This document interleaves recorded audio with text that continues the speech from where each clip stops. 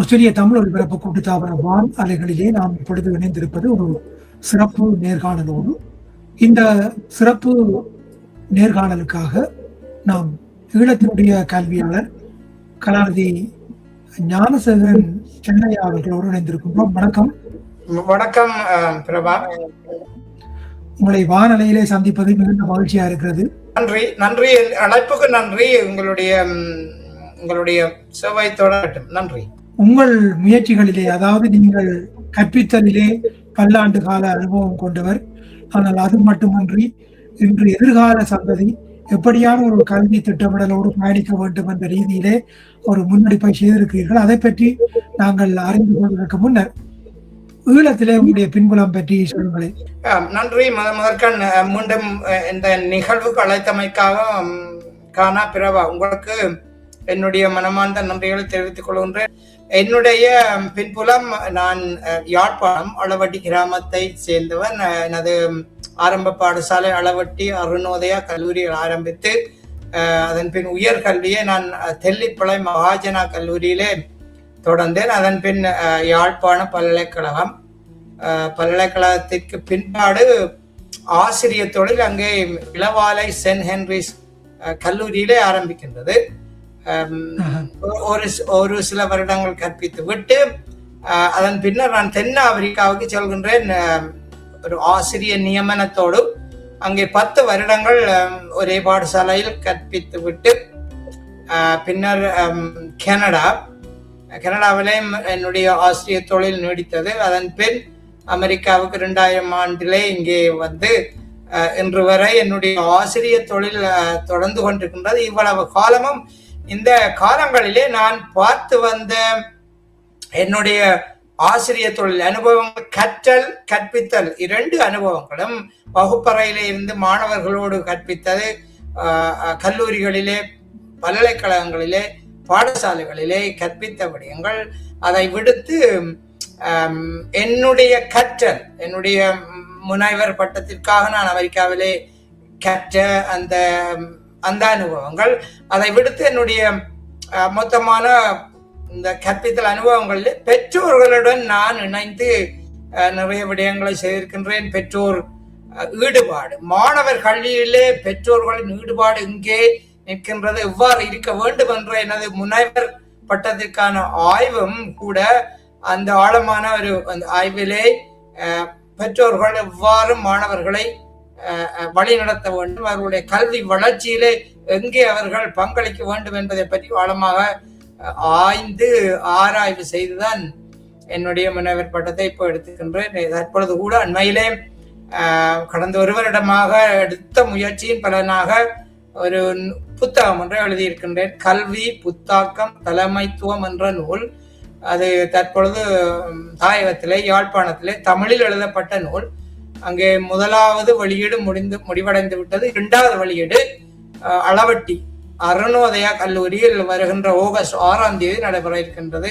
இதுதான் என்னுடைய சுருக்கமான ஒரு அறிமுகம். நீங்கள் ஈழத்திலே கல்வி கற்பித்தல் நடவடிக்கைகளை செய்ததிலிருந்து எவ்வளவு ஒரு வித்தியாசமான அனுபவம் உங்களுக்கு முதலாக தென்னாப்பிரிக்காவுக்கு போன பொழுது கிடைத்தது? என்னுடைய முதலாவது அனுபவம், அதாவது இலங்கைக்கு வெளியே அங்கே கற்பித்த பொழுது எல்லா சூழல்களும் வித்தியாசம். ஆனால் கற்பித்தல் என்று வருகின்ற பொழுது அங்கே உள்ளடக்கம் தான் அங்கே முக்கியம். என்னத்தை கற்பிக்கின்றோம், எவ்வாறு கற்பிக்கின்ற மாணவர்கள் வேறுபாடாக இருக்கலாம். அது எந்த உலகத்திலும் சரி, நீங்கள் உலகில் எந்த மூலைக்கு சென்றாலும் சரி, மாணவர்கள் வேறுபட்ட மனநிலையில் இருக்கலாம், அல்லது அவர்களுடைய வளங்கள், பாடசாலை வகுப்பறை வளங்கள் வித்தியாசமாக இருக்கலாம். ஆனால் கற்பிக்கின்ற ஒரு ஆசிரியனாக என்னுடைய அந்த நோக்கு வந்து மாணவர்களுடைய கல்வி விருத்தியில் தான் அங்கே கவனம் சென்று கொண்டிருந்தது. அந்த வகையிலே ஒரு சூழல் வித்தியாசமாக இருந்தது, அல்லது மாணவர்களுடைய வாழ்க்கை முறை, அல்லது அதை ஒத்த அனைத்து அந்த பின்புலங்களும் வித்தியாசமாக தான் இருந்தது ஒழிய, அதை விடுத்து என்னுடைய கற்பித்தல் முறைகளிலே எந்தவித மாற்றமும் ஏற்படவில்லை. ஒரு வித்தியாசம் என்னன்னா, என்னுடைய இலங்கைக்கு வெளியிலே, நான் பிறந்த மண்ணுக்கு வெளியிலே முதலாவது என்னுடைய கற்பித்தல் ஆரம்பிக்கின்றது. அங்கே நிச்சயமாக நான் கற்க வேண்டிய விடயங்கள் பல இருந்ததுதான். நான் கற்பித்தலிலே நிறைய விடயங்களை கற்றுக்கொண்டேன்.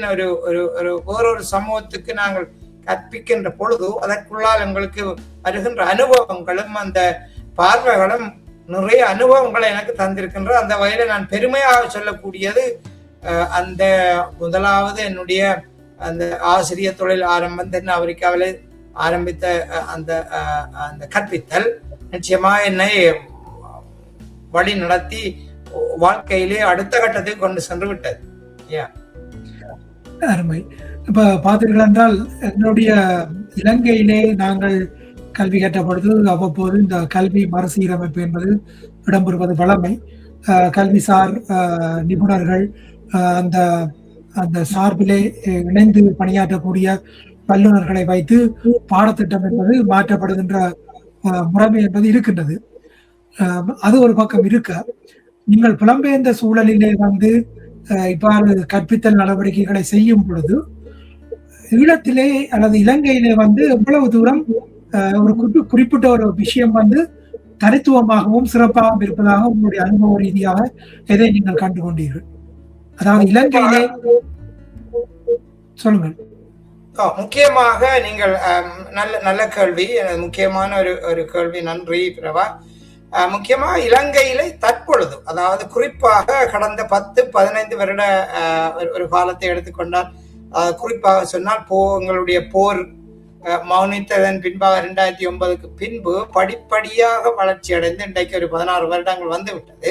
இந்த காலகட்டத்திலே கல்வி அந்த தேங்கி இருந்த வசதியற்ற முறைகளில் இருந்த அந்த வளங்களும் அல்லது அந்த அந்த இடையூறுகளும் படிப்படியாக இல்லாமல் போக எங்களுடைய கல்வி முறை 2 விதம். ஒன்று, அரசாங்கம் அந்த கல்வியிலே செலுத்துகின்ற கவனம். அடுத்தது, மாணவர்களும் பெற்றோர்களும் கல்வியிலே தங்களுடைய கரையை செலுத்துகின்ற விதம் அதிகரித்து கொண்டுதான் வருகின்றது. நல்ல ஒரு பாசிட்டிவான ஒரு ஒரு ஒரு நிலைமை தான் அங்கே இருக்கின்றது. அடுத்ததாக இந்த கல்வி முறையிலே அங்கு தற்காலத்திலே கடந்த 1-2-3 வருடங்களிலே தற்காலத்து கல்வி அமைச்சு கல்வி மறுசீரமைப்பென்ற அந்த கொள்கையின் மூலம் பல புதிய திட்டங்களை அறிமுகப்படுத்துகின்றார்கள். அது நல்ல ஒரு மகிழ்ச்சியான விடயம். மாணவர்கள் கூட, நாங்கள் மாணவர்களுடைய பெறுபவர்களை அறிகின்றோம். குறிப்பாக வடக்கு கிழக்கு நமலய பகுதிகளில் இருந்து மாணவர்கள் பல்வேறு துறைகளிலுமே முன்னோறி கொண்டு வருகிறார்கள். அந்த கல்வி தொடர்பான, அது தொழில்நுட்பமாக இருக்கட்டும், தற்பொழுது செயற்கை நுண்ணறிவு ஆர்டிபிஷியல் இன்டெலிஜென்சி என்ற ஒரு தொழில்நுட்பம் வந்து அது தற்பொழுது அறிமுகப்படுத்தப்பட்டு வந்தாலும் அதை மாணவர்களும் அல்லது கல்லூரிகளும் பல்கலைக்கழகங்களும் படிப்படியாக அதை அறிமுகப்படுத்தி அந்த வகையிலும் தொழில்நுட்பம் வளர்ந்து கொண்டு வருகின்றது. மேலைத்தேய நாடுகளில் இருப்பதை போல் அல்லாவிட்டாலும் அந்த அந்த படிமுறை வளர்ச்சி அங்கே நடந்து கொண்டு வருகின்றது. ஆனால் ஒரே ஒரு என்னுடைய கருத்து என்னவென்றால், என்னுடைய தாழ்மையான கருத்து என்னவென்றால், அங்கே ஆசிரியர்களின் கற்பித்தலும் மாணவர்களின் கற்றல் முறைகளும் பெற்றோர்களின் மாணவர்களை நோக்கி அந்த ஈடுபாடும் இன்னும் நிறைய வளர வேண்டும். அதை நான் சொல்லக்கூடிய தகுதியில இருக்கிறேன் என்றால், நான் 2 நாடுகள் இலங்கையிலும் கற்பித்திருக்கிறேன். இலங்கையை விட்டு வெளியேறி அமெரிக்கா, கனடா போன்ற நாடுகளிலும் கற்பித்தல் அனுபவத்தினூடாக நான் கண்ட விடயம், ஆசிரியர்களின் அணுகுமுறைகள், அதாவது பாடசாலை வகுப்பறையிலே மாணவர்களை அணுகி எவ்வாறு கற்பிக்க வேண்டும் என்ற விடயத்தில் நீண்ட தூரம் நாங்கள் பயணம் செய்ய வேண்டி இருக்கின்றது. அது உடனடியாக செய்ய வேண்டும். என்னுடைய இந்த கல்வி புத்தாக்கம் தலைமைத்துவம் என்ற நூலிலே அதை விரிவாக நான் எழுதியிருக்கின்றேன். வகுப்பறை கல்வி எவ்வாறு ஒரு ஆசிரியர்னால் முன்னெடுத்து செல்லப்பட வேண்டும், அதை விடுத்து மாணவர்களை எவ்வாறு ஒரு கற்றலுக்கு சுமூகமான நிலையை ஏற்படுத்தி அவர்களை எப்படி கற்பதற்கு ஊக்குவிக்கலாம் என்ற விடயங்களையும் ஆய்வூடாகவும் நடைமுறை ஊடாகவும் நான் அதை கற்றிருக்கிறேன். அடுத்ததாக பெற்றோர்கள், என்னுடைய ஆய்வின் அடிப்படையிலே பெற்றோர்கள் எந்த வகையிலே மாணவர்களை ஊக்குவிக்கலாம், மாணவர்களுக்கு கல்வியிலே ஆர்வத்தை எவ்வாறு கொண்டு வரலாம், அவர்களுடைய அணுகுமுறை, பெற்றோர்களுடைய அணுகுமுறை, இந்த அப்ரோச், பேரண்டல் இன்வால்வ்மென்ட், அவர்கள் தங்களை மாணவர்களுடைய கல்வியிலே ஆரம்பத்திலிருந்து சிறு வயதிலிருந்து தங்களை ஈடுபடுத்துவதன் மூலம் அவர்களை ஒரு நல்ல ஒரு சுமூகமான ஒரு பிரஜைகளாக உருவாக்கலாம். அந்த விடயங்கள் சற்று வளர்ச்சி போக்கில் தான் அங்க இருக்கின்றது, வளர்ந்து கொண்டு வருகின்றது. அதுதான் நினைக்கிறேன் இங்க வளர்ச்சி அந்த நாடுகளுக்கும் எங்களுடைய நாடுகளுக்கும் உள்ள கொஞ்சம் வித்தியாசம். ஆனால் அந்த ஆர்வம் என்பது அந்த அந்த செய்து முடிக்க வேண்டும், நாங்கள் படித்து நல்லா வர வேண்டும் என்ற அந்த ஆர்வம் அது வெளிநாடுகளை விட இலங்கையில் தான் அதிகம் திறமாக இருக்கின்றது என்பதை நான் பெருமையுடனும் மகிழ்ச்சியுடனும் கூறுவேன். இன்றைக்கு உலகம் சுருங்கிவிட்டது. உலகத்தினுடைய ஒரு மூலையிலே நடக்கின்ற விஷயங்களை இன்னொரு இடத்திலே நாங்கள் பெற்றுக்கொள்ளலாம். இந்த பெற்றோர்களுடைய மரபு ரீதியான இந்த சிந்தனையில் இருந்து ஒரு பரந்து விரிந்த ஒரு சிந்தனை மாற்றத்தை பெற்றோர்கள் எவ்வாறு உள்வாங்கிக் கொள்ளலாம், எப்படி அவருடைய அந்த சிந்தனை போக்கத்தில் ஒரு மாற்றத்தை கொண்டு வரலாம் என்று நீங்கள் நினைக்கிறீர்கள்? நல்ல கேள்வி, நன்றி. அந்த பெற்றோர்கள் இப்பொழுது அந்த பெற்றோர்களின் ஈடுபாடு என்பது நாங்கள் புலம்பெயர்ந்து நாங்கள் தாயகத்திலே ஒரு 30-40 வருடங்களுக்கு முன்னர் பின் நோக்கி போகின்ற பொழுது அங்கே பெரும்பாலான பெற்றோர்கள் தாயகத்திலே இருந்து பிள்ளைகளை வழி நடத்தினார்கள். ஆனால் அந்த புலம்பெயர்ந்து இப்போ ஒரு கிட்டத்தட்ட ஒரு 50 வருடங்களுக்கு 1980கள், குறிப்பாக 80களுக்கு முன்னரும் 80களுக்கு பின்னரும் என்று நாங்கள் அதை ஒப்பிட்டு பார்க்கலாம். 80களுக்கு பின்னர் புலம்பெயர்ந்து ஐரோப்பிய நாடுகள் அல்லது அமெரிக்க நாடுகள் அல்லது ஒரு நாடுகளிலே குடிபெயர்ந்து தங்களுடைய வாழ்வை நிரந்தரமாக தொடங்கிய பெற்றோர்கள், அவர்களுக்கு ஒரு சவால் இருக்கின்றது, சவால் இருந்து கொண்டு வருகின்றது. அவர்கள் அங்கே குடிபெயர்ந்து புலம்பெயர் நாடுகளிலே பிள்ளைகளை தங்களுடைய எதிர்கால சந்ததியினரை வளர்த்து கொண்டு வரும் பொழுது அங்கே ஒரு முரண்பாடு வருகின்றது. அதாவது முதலாவது தலைமுறை, 2வது தலைமுறை என்று அல்லது 3வது தலைமுறை பிள்ளைகளும் இப்ப வந்து விட்டார்கள். அதாவது என்னுடைய மகனுக்குரிய மகன், இப்படியாக அந்த தலைமுறை வளர்ந்து வந்தவுடன் அந்த ரெண்டு வகையான பெற்றோர்கள் இருக்கின்றார்கள். அதாவது 2 வகையான எங்களுடைய தமிழ் சமூகம். ஒன்று டிஜிட்டல் இமிகிரண்ட் என்று சொல்லுவார்கள், 2வது டிஜிட்டல் நேட்டிவ்ஸ் என்று சொல்லுவார்கள். அதாவது டிஜிட்டல் இமிகிரண்ட் என்று சொல்லுகின்ற பொழுது அந்த வெளிநாடுகளில் இருந்து, எங்களுடைய இலங்கையில் இருந்து புலம்பெயர்ந்து வந்து அமெரிக்காவில் இருப்பவர்கள். நான் ஒரு பேரண்ட், ஒரு பெற்றோர்.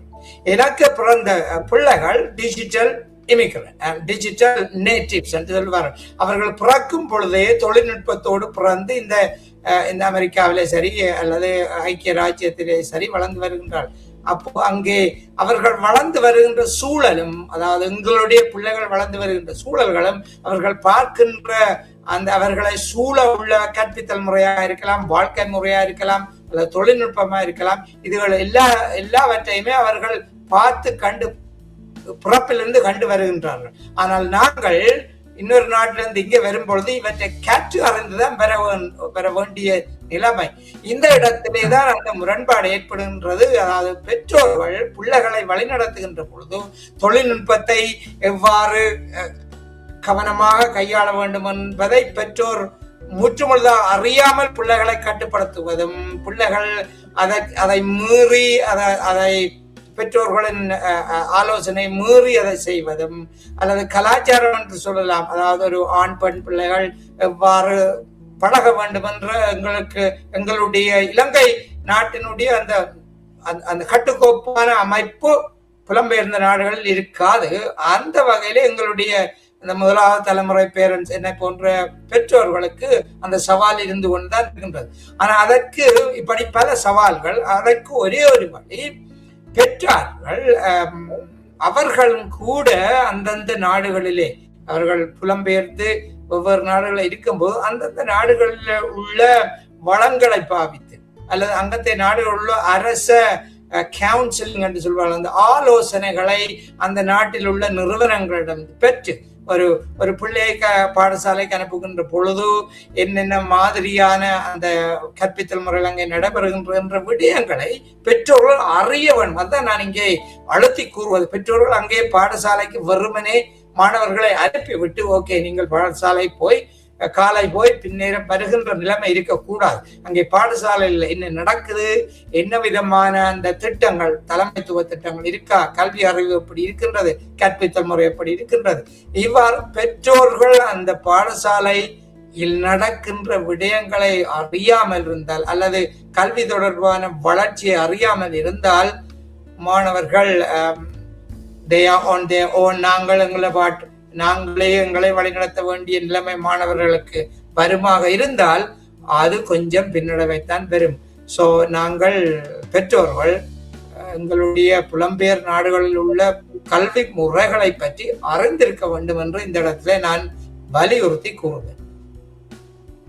நீங்கள் இன்னொரு விடயத்தை, முக்கியமான ஒரு விடயத்தை குறிப்பிட்டிருந்தீர்கள். ஒரு தேக்க நிலை இருந்ததாகவும் இப்பொழுது அது கொஞ்சம் தளர் நிலைக்கு போவதாகவும் இந்த போர்க்காலத்தை தாண்டிய ஒரு சூழலிலே இன்று ஈழத்தை பொறுத்தவரையிலே பார்த்தால் ஒரு குறிப்பிட்ட வட்டத்திலிருந்து விலகி, அதாவது பொறியியலாளர்கள், மருத்துவர்கள், கணக்கியலாளர்கள் என்ற ஒரு வட்டத்தை தாண்டி நிர்வாக சேவை மற்றும் மற்ற முகாமைத்துவ கல்வி கற்கை நெறிகள், தொழிற்கல்வி, இவற்றிலெல்லாம் மாணவர்கள் அல்லது இளையோர்கள் தங்களுடைய ஆர்வத்தை அதிகப்படுத்தி வருகின்றார்கள்.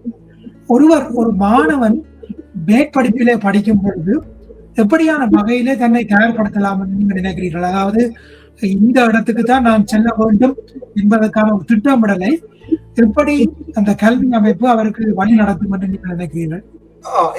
இதுல ரெண்டு முறைகள் இருக்கு. நல்ல கேள்வி.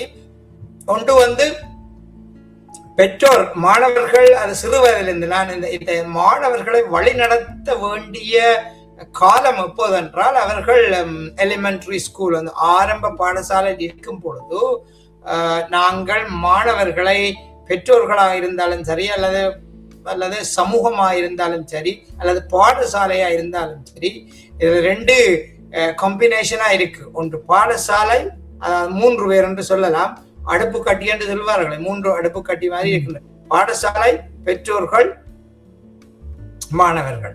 பாடசாலை என்று சொல்லும்போது ஆசிரியர்கள், அந்த பாடசாலை தலைவர்கள், ஒருபுறம் பெற்றோர்கள், மறுபுறம் மாணவர்கள். இந்த 3 அமைப்புகளும் ஒன்றாக இணையும் பொழுதுதான் கல்வி விருத்தி வரலாம்.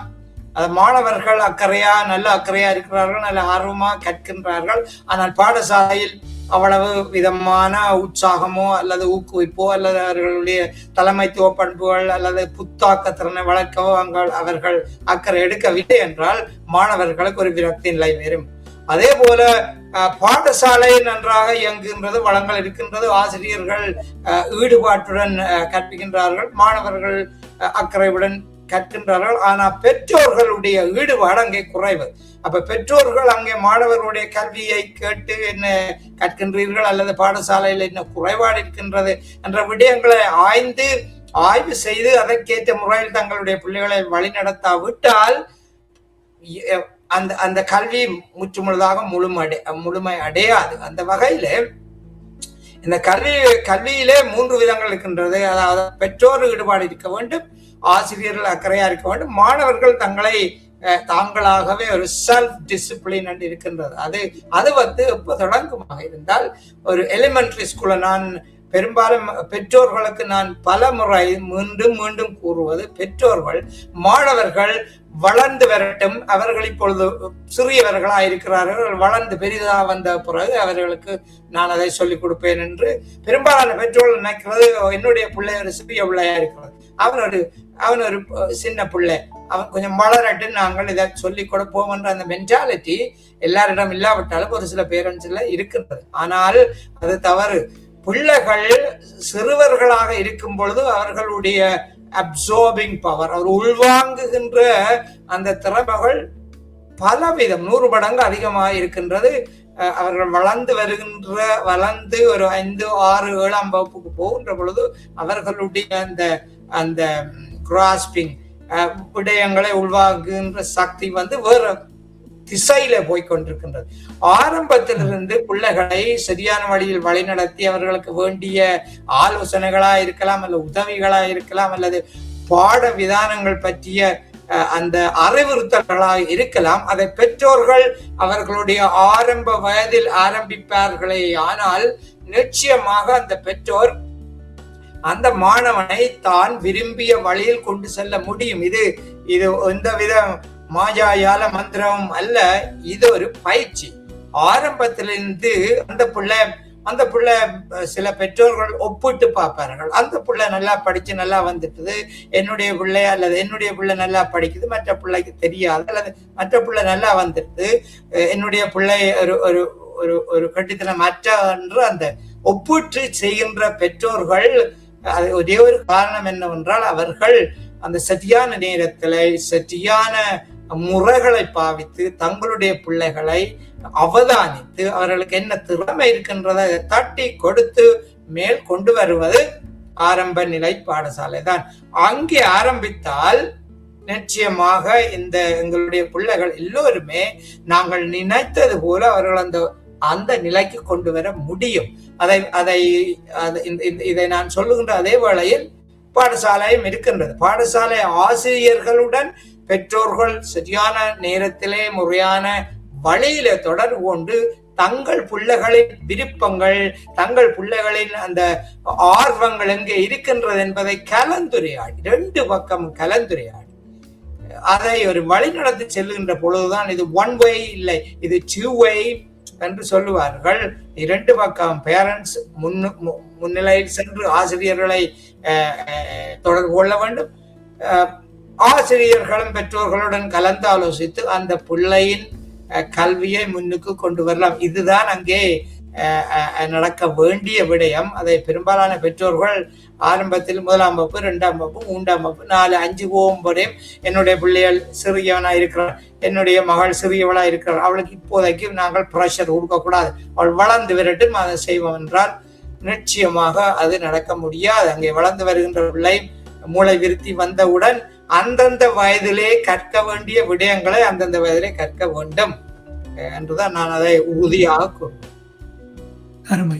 இதுல இன்னொரு விடயம் இப்ப எங்களுடைய நாட்டிலே இருக்கின்ற இன்னும் ஒரு குறைபாடு அல்லது ஒரு சவால் என்னவென்றால், இந்த காபோதா உயர்தர வகுப்புக்கு அங்கே ஒரு நல்ல புள்ளி கிடைத்தால் கணிதத்துறைக்கோ விஞ்ஞானத்துறைக்கோ போகலாம், அல்லது குறைந்த புள்ளி கிடைத்தால் கலைத்துறைக்கோ அல்லது இன்னொரு துறைக்கோ போகலாம் என்ற ஒரு மனோபாவம் கிட்டத்தட்ட ஒரு 10-20 வருடங்களுக்கு முன்னர் இருந்தது.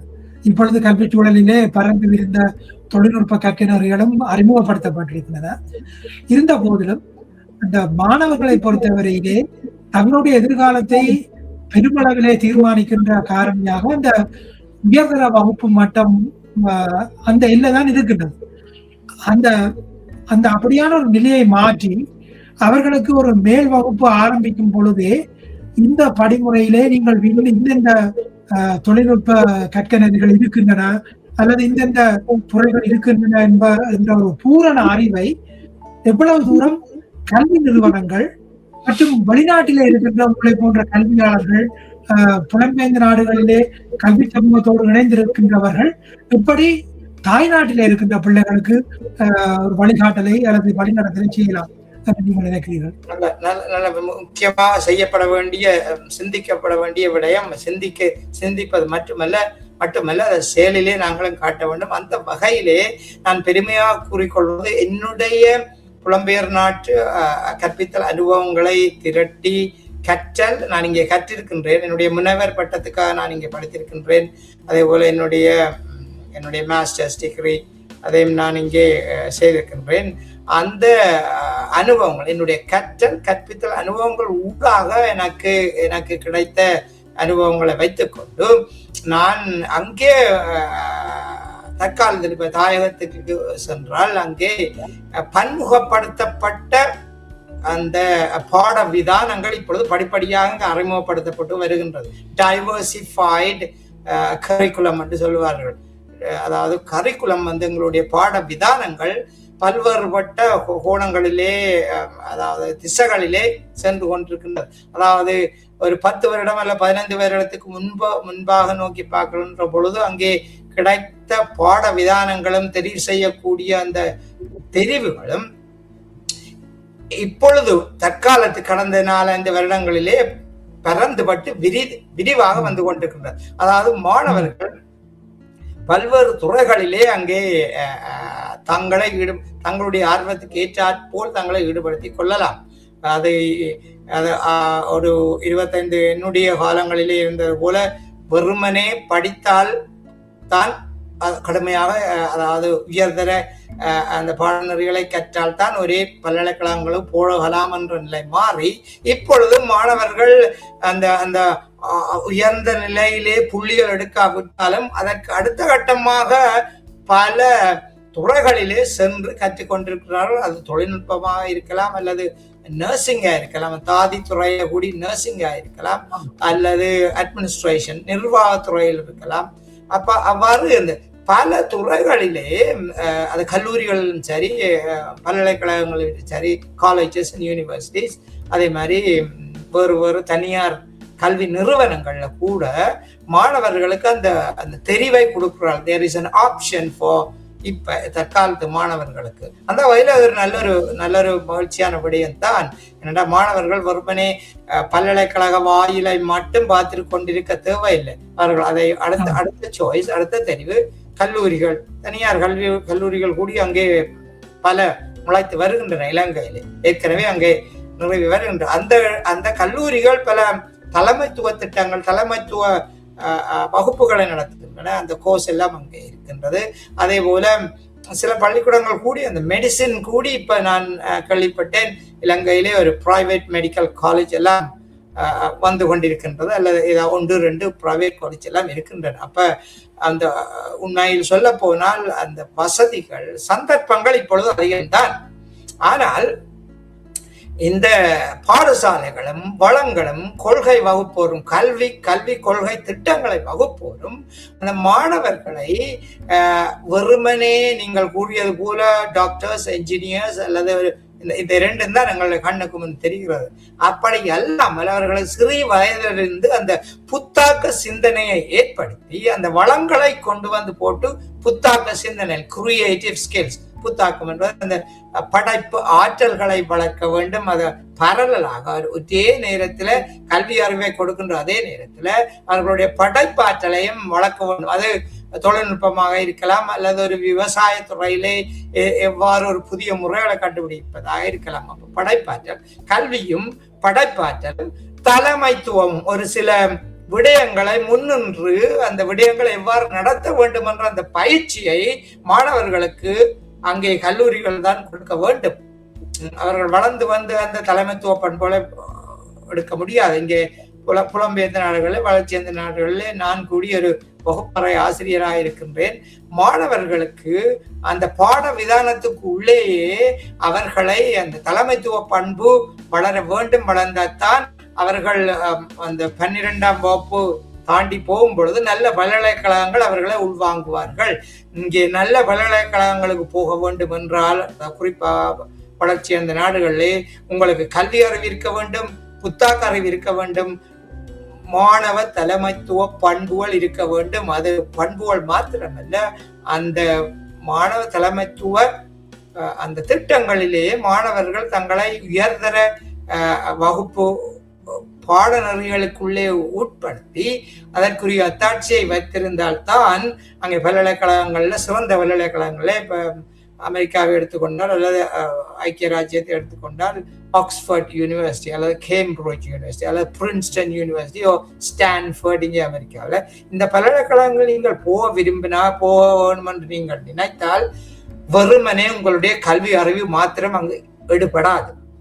உங்களுடைய அந்த சமூகத்தோடு ஒட்டி சமூக பிரச்சனைகளை தீர்க்கின்ற உங்களுடைய அந்த problem solving skill, critical thinking skill, அந்த அந்த அந்த திறன்கள் உங்கள்கிட்ட இருக்கா என்பதைத்தான் அவர்கள் பார்க்கிறார்கள். ஆகவே நான் இலங்கையில் உள்ள கல்வி கொள்கை வகுப்பாளர்களுக்கு நான் என்னுடைய ஆலோசனை கூறுவதாக இருந்தால், தயவு செய்து மாணவர்களுக்கு வெறுமனே கல்வியை மாத்திரம் ஊட்டாதீர்கள். அதனுடன் இணைந்து கல்வி, புத்தாக்கம், தலைமைத்துவம் இந்த மூன்றையும் கொடுக்கும் பொழுதுதான் அவர்கள் ஒரு முழு மாணவராக வளர்ந்து சமூகத்துக்கு வெளியில போகின்ற பொழுது அவர்கள் அங்கே திக்கி முக்காட தேவையில்லை. அவர்களுக்கு இங்க பிரச்சனை இருக்கு, எப்படி தீர்க்க வேணும், தங்களுடைய ஓன் பிரச்சனை எப்படி தீர்க்கலாம் என்ற இந்த அறிவு வளர்வதற்கு கல்வி அமைச்சும் சரி, ஆசிரியர்களும் சரி, பாடசாலை தலைவர்களும் சரி, பெற்றோர்களும் சரி கூட்டாக இணைந்து இதற்கு நாங்கள் ஒரு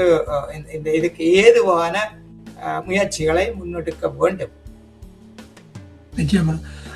மிக முக்கியமாக நீங்கள் எடுத்துக்கொண்ட அந்த புத்தாக்கமும் தலைமைத்துவமும் எங்களுடைய சமூகத்திலே மிக மிக முக்கியமான 2 விடயங்கள் என்று சொல்ல வேண்டும். ஏனென்றால் எங்கள் சமூகத்திலே படித்த பலர் மேல நாடுகளிலே தொழில் ஒரு தங்களுடைய தொழில்துறைக்கு முகம் கொடுக்கும் பொழுது ஒரு நேர்முக பரீட்சையிலோ அல்லது தொழிலிலே தொடர்ந்து தங்களுடைய அந்த செயற்பாட்டை கொண்டு போகும் பொழுது புத்தாக்கம் தலைமைத்துவம் இந்த 2லும் பின்தங்கி இருக்கின்ற சூழலிலே பலர் ஒரே இடத்திலே தேங்கி இருக்கின்ற ஒரு சூழலும் காணப்படுகிறது.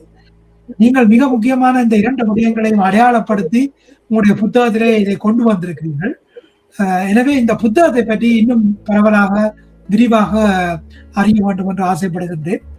இந்த நீங்கள் கல்விசார் செயற்பாடுகள் அல்லது இதனுடைய பின்னணிகள், புத்தகத்தினுடைய தேவையை பற்றி குறிப்பிட்டிருந்தீர்கள். இதற்காக நீங்கள் கொடுத்த அந்த உழைப்பை பற்றி சொல்லுங்களேன். இந்த புத்தகத்தை நீங்கள் கொண்டு வருவதற்காக கொண்டு வந்த உழைப்பு. நன்றி. இந்த நூல் எழுத வேண்டும் என்று 2 ஒன்று அகக்காரணிகள், 2 புறக்காரணிகள். இந்த புறக்காரணிகள் என்று சொல்லுகின்ற பொழுது நான் தாயகத்திலே கல்வி கற்றேன், அங்கே கற்பித்தேன், அங்கே மாணவர்களுடைய வளங்களை பார்த்தேன், பாடசாலையிலே அறிந்து கொண்டேன். அது எங்களுடைய வளங்கள் மட்டுப்படுத்தப்பட்ட வளங்கள், லிமிட்டட் ரிசோர்சஸ் அது இருந்தது.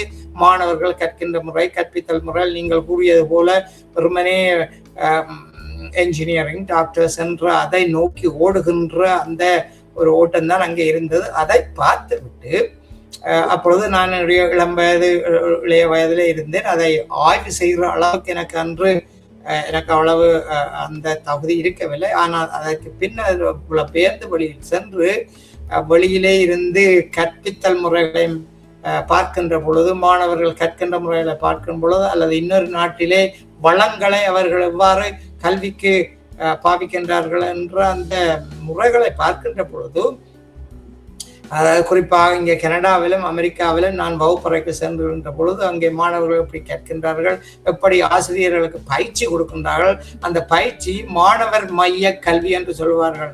ஸ்டூடெண்ட் சென்டர்ட் லேர்னிங் என்று இருக்கு. Teacher centred learning, student centred learning என்று சொல்வார். மாணவர் மைய கல்வி, ஆசிரியர் மைய கல்வி.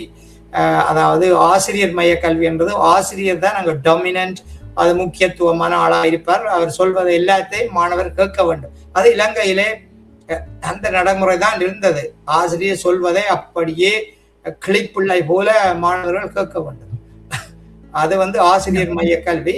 ஆனால் அதை விடுத்து மாணவர் மைய கல்வி என்று வருகின்ற பொழுது அந்த மாணவர்களுடைய திறன்களை அடையாளம் கண்டு அவர்களுக்கு ஏற்றால் போல் உங்களுடைய கற்பித்தல் முறையை மாற்றுவதுதான் என்னோட டீச்சிங் இஸ் ஃபார் ஸ்டூடெண்ட். அதை கற்பித்தல் என்பது மாணவர்களுக்கு ஒழிய ஆசிரியர்களுக்கு அல்ல. அப்ப அந்த வகையிலே நான் அதை கண்டு இந்த இந்த இந்த புலம்பெயர் நாடுகளில் வந்தவுடன் அதை நான் கண்டிருக்கின்றேன். அப்படியான அந்த பலவிதமான ஒரு அதிக பலன் கொடுக்கக்கூடிய கற்பித்தல் முறையோ அல்ல கற்றல் முறைகளோ இங்கு கண்டு வந்தபடியால் அந்த முறைகளை நிச்சயமாக நாங்கள் ஏன் இதை எங்களுடைய தாயகத்து மாணவர்களுக்கும் பெற்றோர்களுக்கும் ஆசிரியர்களுக்கும் இதையே நான் என்னுடைய அறிவை பகிர வேண்டும், என்னுடைய அனுபவங்களை பகிர வேண்டும் என்ற விருப்பம் பல காலமாக இருந்து கொண்டு இருந்தது. தாயகத்துக்கென்று எனக்கு ஒரு கடமை இருக்கின்றது. அது ஒரு விடயம். அடுத்தது அங்கே மாணவர்கள் வளர்ந்து வருகின்றால் எங்களுக்கு தாயக கடமை ஒன்று, அந்த கடமை உணர்வும் எனக்கு இருக்கின்றது. நான் கற்ற நாட்டுக்கு, நான் பிறந்த நாட்டுக்கு, தாய் நாட்டுக்கு எங்களுடைய அறிவை திருப்பி கொண்டு போக வேண்டும். அது எல்லோருக்கும் இருக்கின்றது, எனக்கு இருக்கின்றது. அந்த வகையிலே இந்த நூலை எழுதுவதற்கென்ற நான் பல சந்திப்புகளை ஏற்படுத்தி இருக்கின்றேன். அதாவது இணைய வழி ஊடாக பல சந்திப்புகளை ஜூம் ஊடாகவோ அல்லது கூகுள் மீட் ஊடாகவோ அல்லது டீம் ஊடாகவோ நான் பல கல்வி மான்களை சந்தித்து உரையாடி இருக்கின்றேன். இந்த விடயங்களை அப்பப்போ 2019, 20 அப்படியான நேரங்களிலே தொடர்ந்து இன்னும் உரையாடி வருகின்றேன். அதாவது பொது வழிகளிலே இணையதளங்கள் ஊடாக. அதை விடுத்து அடுத்ததாக நான் யோசித்தது என்றால், அங்கே தற்பொழுது பிரச்சனைகள் எல்லாம் ஓய்ந்து மாணவர்கள் கல்வி ஏற்றுக்கொண்டு வருகின்ற அந்த நேரத்திலே என்னுடைய அனுபவங்களை ஒரு எழுத்து வடிவாக அதை அவர்களுடன் பகிர்ந்து கொள்ள வேண்டும். அதாவது எல்லா விதத்திலும் கல்வியிலே எவ்வாறு நாங்கள் இந்த முறைகளை பாவிக்க வேண்டும், புத்தாக்கத்தை, மாணவர்களுடைய படைப்பாற்றல் சிந்தனைகளை அல்லது அந்த முறைகளை எவ்வாறு அவர்களுடன் புகுத்தலாம். அடுத்தது தலைமைத்துவ பண்புகளை அவர்களுக்கு வளர்த்தால் அந்த அனுபவங்களை அவர்கள் அந்த வளங்கள் அவர்களுக்கு கிடைக்கின்ற பொழுது அவர்கள் தங்களுக்குள்ள உள்ள திறமைகளை ஒருங்கிணைத்து ஆசிரியர்களுடைய வழிகாட்டலும் பாடசாலைகளினுடைய முன் வழி நடத்தல்களிலும் அவர்கள் அங்கே உயர்ந்து வந்து விடுவார்கள். இதை நான் என்னுடைய நூலினூடாக கிட்டத்தட்ட 1.5 வருடங்கள் என்னுடைய எழுத்து திட்டங்கள் போய்கொண்டிருந்தது.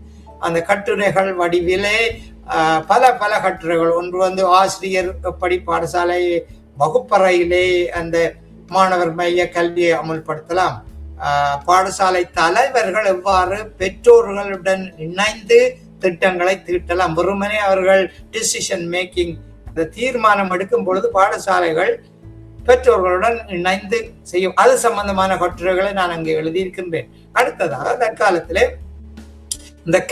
இந்த ஆங்கில புலமை என்று ஒன்று இருக்கின்றது. ஆங்கில கல்வியை எவ்வாறு நாங்கள் படிப்படியா அங்கே உட்புகுத்த வேண்டும், அதை ஆங்கிலத்திலே முழுவதுமாக இருக்க வேண்டும் என்று அல்ல. ஆனால் ஆங்கிலம் விரும்பியோ விரும்பாமலோ ஆங்கிலம் என்பது ஒரு எங்களுடைய கற்கை மொழியாக வந்து கொண்டிருக்கின்றது. ஆங்கிலத்தின் ஊடாக அறிவு வளர்க்கின்றது. அந்த வகையிலே எங்களுடைய தாயகத்திலே மாணவர்கள் இன்னும் ஆங்கிலத்திலே கொஞ்சம் பின்னடைவாக இருக்கின்றார்கள். நான் இங்கே ஆங்கிலத்தை கற்பிக்கின்ற ஒரு ஆசிரியராக இருக்கின்ற காரணத்தினால் அதனுடைய தாற்பயங்கள் எனக்கு நன்றாக விளங்குகின்றது. அப்ப அந்த ஆங்கிலத்தை கற்பது எப்படி என்ற முறைகளை நான் என்னுடைய அந்த கல்வி புத்தாக்கம் தலைமைத்துவம் என்ற நூலிலே அங்கே போட்டிருக்கின்றேன். அதே போல அந்த கலைக்கல்வி வெறுமனே ஒரு மருத்துவரோ அல்லது ஒரு பொறியியலாளரோ என்று இல்லாமல் கலைகளினூடாக எவ்வாறு எங்களுடைய மாணவர்களின் திறமைகளை கொண்டு வரலாம், அது பற்றிய ஒரு கட்டுரைகள் அங்கே அமைந்திருக்கின்றது. அதே போல தற்காலத்து தொழில்நுட்பம், இயற்கை அந்த செயற்கை நுண்ணறிவை எவ்வாறு பாதுகாப்பாக மாணவர்கள் பாவிக்கலாம், அவ்வளவு அந்த சட்ட திட்டங்களுக்கு ஏற்ப எவ்வாறு அதை தங்களுக்கு வசப்படுத்தி அதை பாவிக்கலாம், அது சம்பந்தமான கட்டுரைகள் இருக்கின்றன. இதே போல இந்த தற்காலத்தில் இலவசமாக மாணவர்கள் எவ்வாறு மொழிகளை கற்கலாம் அல்லது ஒரு தொழில்நுட்பத்தை கற்கலாம், அதுக்கு இணைய வழிகளிலே பல்வேறு விதமான இணையதளங்கள் இருக்கின்றது, இலவசமாக இருக்கின்றது. அதை நான் வலியுறுத்தி கூற விரும்புகின்றேன். பெற்றோர்களோ மாணவர்களோ கவலைப்பட வேண்டிய தேவை இல்லை. ஒரு கிட்டத்தட்ட பெரும்பாலான இணையதளங்கள் இலவசமாக கற்பிக்கின்றன. மொழியாக இருக்கலாம், தொழில்நுட்பமாக இருக்கலாம். அந்த விடயங்களை நான் அங்கே என்னுடைய நூலிலே பின்னிணைப்பு 1 to 7 பின்னிணைப்பு இருக்கின்றன. அதிலே அங்கே ஒரு வரிசைப்படுத்தி கிட்டத்தட்ட அமெரிக்கா, லண்டன், ஆஸ்திரேலியா, கனடா போன்ற நாடுகளில் இருக்கின்ற வளங்களை திரட்டி அங்கே ஒரு வரிசையிலே கொடுத்திருக்கின்றேன். இந்த புத்தகத்தை இந்த எங்களுடைய நேர்காணலை பார்க்கின்ற பெற்றோர்கள் அந்த புத்தகம் உங்களுடைய கையில் கிடைத்தால், இப்போதைக்கு நான் இலங்கையிலே தான் அந்த புத்தகம் இருக்கின்றது, உங்கள் கைகளில் கிடைத்தால் அந்த பின்னிணைப்பை எடுத்து பாருங்கள். அந்த பின்னிணைப்பிலே பல சுவாரஸ்யமான முக்கியமான தேவையான விடயங்களை இங்கு இணைத்துள்ளேன். அப்ப என்னுடைய இந்த புத்தகத்தை எழுதுவதற்கான காரணம், தூண்டல் காரணங்கள் எங்களுடைய தாய்நாட்டு மாணவர்களுக்கு எங்களுடைய என்னை போல், நான் மட்டுமல்ல, என்னை போல அல்லது கானா பிரவா போன்ற அவர்கள் ஏதோ ஒரு வழியில் எங்களுடைய திறன்களை அவர்களுடன் பகிர வேண்டும் என்ற அந்த விருப்பத்தின் அடிப்படையில் தான் நாங்கள் எங்களுடைய அறிவையும் ஆற்றலையும் அனுபவங்களையும் வீண் போக விடக்கூடாது. அதை மற்றவர்களுடன் அந்த தமிழிலே சொல்லுவார்கள், யாம் பெற்ற இன்பம் பெருகை வையகம் என்று சொல்லுவார்கள். எங்களுக்கு என்னென்ன நல்ல விடயங்களை நாங்கள் கண்டு அறிந்து படித்து வந்திருக்கின்றோமோ அந்த விடயங்களை மற்ற அடுத்த தலைமுறையினருடன் பகிர்ந்து கொள்ள வேண்டும். அவ்வாறு செய்கின்ற பொழுதுதான் அது கடவுளுக்கு செய்கின்ற வேலை இன்னொரு மனிதனின் வாழ்க்கையை உயர்த்தி விடுவது எங்களுடைய வாழ்க்கையை உயர்த்துவது போலத்தான். மக்கள் சேவையே மகேசன் சேவை என்று சொல்லுவார்கள். மகேசன் என்பது கடவுள். அப்ப நாங்கள் மக்களுடைய வாழ்வாதாரத்தையும் அவர்களுக்கு ஒரு பணம் கொடுக்க வேண்டும் அல்ல, பொருள் கொடுக்க வேண்டும் என்று அல்ல, என்னுடைய அறிவை நான் பகிர்ந்து மற்றவர்களுக்கு கொடுக்கலாம். அதில் எந்தவித அள்ளத்தான் கிணற்றிலே அள்ள தண்ணீர் என்று சொல்லுவார்கள். கொடுக்க கொடுக்க எங்களுடைய அறிவு கூடும். அந்த வகையிலே இதை நான் கேட்டுக்கொள்வது எல்லோருக்கும். புலம்பெயர் நாடுகளில் உள்ள பல பேர் இதை செய்து கொண்டிருக்கிறார். உங்களை போல ஆக்கள் இந்த நிகழ்ச்சியில கூடி என்னை அழைத்து இதை பேச வைத்ததே நீங்கள் செய்கின்ற ஒரு நல்ல கைங்கரியம் தான் காண. அந்த வகையில இன்னும் பலர் இணைந்து தங்களுடைய அறிவை தாய்நாட்டுக்கு கொடுக்க வேண்டும் என்று இந்த இடத்துல நான் கேட்டுக்கொள்வேன். கலாநிதி ஞானசேகரன் செல்லியா அவர்களே, உண்மையிலேயே உங்களை போன்ற அனுபவசாலிகள் வெறுமனே அந்த ஆசிரியர் தொழிலை அந்த எல்லையோடு நின்று விடாமல் ஆசிரியர் சேவை என்று அதை விரிவுபடுத்தி எதிர்கால சமுதாயத்தை பற்றி சிந்திக்கின்ற அந்த ஒரு தன்னலமற்ற அந்த பண்பு என்பது மிக மிக பெருமதியானது. அந்த வகையில நீங்கள் செய்கின்ற இந்த பணி, இந்த உங்களுடைய அந்த நூல் பரவலாக கல்விசார் மட்டத்திற்கும் பெற்றோருக்கும் போய் சேர வேண்டும். அதன் வழியாக ஒரு பரவலான விழிப்புணர்வையும் மக்கள் பெற வேண்டும். உங்களுடைய அந்த பெருமதியான அந்த முயற்சி பரவலாக எடுத்து செல்லப்பட வேண்டும். இன்னும் சொல்ல போனால் இலங்கை அரச மட்டத்திலே கல்வி சீர்திருத்த நடவடிக்கைகள் மேற்கொள்ளப்படுகின்ற சூழலிலே உங்களை போன்றவர்களுடைய இந்த புத்தகம் என்பது ஒரு பயனுள்ள ஒரு காரியமாகவும் செயற்பாடாகவும் அமைந்திருக்கின்றது. அந்த வகையிலே எங்களுடைய வாழ்த்துக்களை தெரிவித்துக் கொண்டு தாயகத்திலே உங்களுடைய நூல் வெளியீட்டு விழா சிறக்க வேண்டும். நிறைவாக ஏதாவது இந்த வேளையிலே உங்களுடைய கருத்து? நன்றி. முதற்கண் மீண்டும் மீண்டும் காணா பிரபா, உங்களுடைய அங்கே உங்களுடைய பேர் எழுதப்பட்டிருந்த பிரபா, உங்களுடைய முயற்சியை நான் நிச்சயமாக மெச்சுகிறேன். இவ்வாறான பரப்புரை, அதாவது நல்ல விடயங்கள் நடக்கின்ற பொழுது உலகில் எந்த மூலையில் இருந்தாலும் அந்தந்த இடங்களிலே சென்று உங்களுடைய கவனத்தை வைத்து இப்படியே என்னை அழைத்து இங்கே என்னுடைய முயற்சியை, என்னுடைய இந்த சிறிய முயற்சியை மக்களுக்கு தெரியப்படுத்துகின்றீர்கள். அதற்கு முதல் கண் எனது மனமார்ந்த நன்றிகள். உங்களை பாராட்டுகின்றேன். உங்களுடைய சேவையும் ஒரு அளப்பரிய சேவை. இரண்டாவது, என்னுடைய இந்த நூல், அதாவது நூல் வடிவிலே வெளிவந்து விட்டது. யாழ்ப்பாணத்திலே தான் இப்பொழுது தற்போதைக்கு யாழ்ப்பாணத்தில் தான் அங்கு கிடைக்க முடியும். அது யாழ்ப்பாணத்திலே இருக்கின்றது, கொழும்பிலும் இருக்கின்றது. நான் கொழும்பிலும் ஒரு வெளியீட்டு விழாவை செய்ய இருக்கின்றேன். அதாவது என்னுடைய வெளியீட்டு விழா யாழ்ப்பாணம், கிளிநொச்சி, வவுனியா, கொழும்பு, கண்டி, அடுத்தது திருவோணமலை, மட்டக்களப்பு, இவ்வளவு இடங்களிலும் செய்ய இருக்கின்றேன். காரணம், இந்த நூல் வெறுமனே ஒரு சுயசரிதையோ அல்லது கவிதை புத்தகமாகவோ இல்லாமல் இது கல்வியோடு சம்பந்தப்பட்டு மாணவர்கள், பெற்றோர்கள், ஆசிரியர்கள், கல்வி கொள்கை வகுப்பாளர்கள் அனைத்து தரப்பினரும் பலன்படக்கூடிய வகையிலே உள்ளடக்கிய கட்டுரைகளும் அந்த முக்கியமான விடயங்களும் வெளிநாட்டு பல்கலைக்கழகங்களிலே புலமை பரிசுகளை எவ்வாறு பெறலாம், அவர்களுடைய அந்த அனுமதி முன்னேற்பாடுகள், முன் நிபந்தனைகள் என்ன, ஒரு மாணவன் வளர்ந்து வருகின்ற பொழுது அவனுக்கு வேண்டிய அனைத்து தகவல்களையும் உள்ளடக்கி இந்த நூல் இப்பொழுது தாயகத்திலே வெளிவந்து விட்டது. அதை பார்த்தவர்கள் அரசாங்க அதிபர், யாழ்ப்பாண அரசாங்க அதிபர் கூடி அந்த என்னுடைய முதலாவது வெளியீட்டிலே வந்திருந்தார். அவர் பார்த்துவிட்டு இப்படியான நூல்கள் அரச மட்டத்தில் கல்வி திணைக்களத்தின் ஊழியர்கள் மத்தியிலே இருக்க வேண்டும், ஆசிரியர்கள் கைகளிலே தவழ வேண்டும். ஏனென்றால் அதுக்குள்ள நிறைய விடயங்கள் இருக்கின்றன. அந்த வகையிலே நான் அது மகிழ்ச்சியா இருக்கின்றது. என்னுடைய உழைப்பை போட்டு என்னுடைய அறிவு அனுபவங்களை பகிர்ந்து இந்த நூலை எழுதியிருக்கின்றேன். இந்த நூலை, இந்த புத்தகத்தை வாங்கி படித்து குறிப்பாக பெற்றோரும் ஆசிரியர்களும் இந்த நூலை நிச்சயமாக இதை நீங்கள் கொள்வனவு செய்து அதை படித்து அதுக்குள்ள தகவல்களை அறிந்து கொள்ளுங்கள். இதை விட மேலதிகமான உங்களுக்கு தகவல் தேவையா இருந்தால் புலம்பெயர் நாடுகளிலே மிக விரைவில், அது இன்னும் இணையதளத்தில் வரவில்லை, இணைய வழியில் அந்த நூல் இன்னும் எங்களுக்கு தயாராக இல்லை. அது எதிர்காலத்திலே வரலாம், வரக்கூடும்.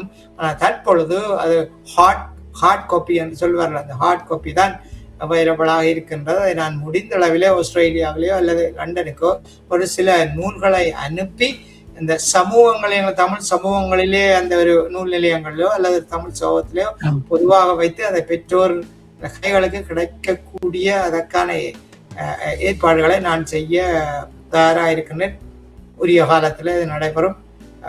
இந்த நிகழ்வை பார்த்து கொண்டிருக்கின்ற பெற்றோர்கள், மாணவர்கள், இந்த கானா பிரபா அவர்களுடைய இந்த வானொலி சேவை கூடாக இணைந்திருப்பவர்களுக்கு எனது மனமார்ந்த நன்றியையும் வாழ்த்துக்களையும் தெரிவித்துக் கொண்டு, நாங்கள் அனைவரும் பெற்றோர், மாணவர்கள், கல்லூரி ஆசிரியர்கள் இணைந்து அது தாயகத்தில் மட்டுமல்ல புலம்பெயர்ந்த நாடுகளிலும் இந்த நூல் மிகவும் பயனுள்ளதாக இருக்கும். நாம் அனைவரும் இணைந்து நம்முடைய மாணவர்களின் எதிர்கால கல்வி வளர்ச்சிக்கு உறுதுணையாக இருப்போம் என்று இந்த இடத்துல கேட்டுக்கொண்டேன். பிரபா, நன்றி. நன்றி கலாநிதி ஞானசேகரன் செல்லையா அவர்களே. உங்களுடைய பணி மென்மேலும் சிறக்க மாட்டோம். உங்கள் தமிழ் சமூகம் இந்த இடத்திலே உங்களுக்காக நன்றி பாராட்டுகின்றது என்று சொல்லி இப்பொழுது விடைபெறுகின்றோம். நன்றி, வணக்கம். நன்றி, நன்றி, நன்றி.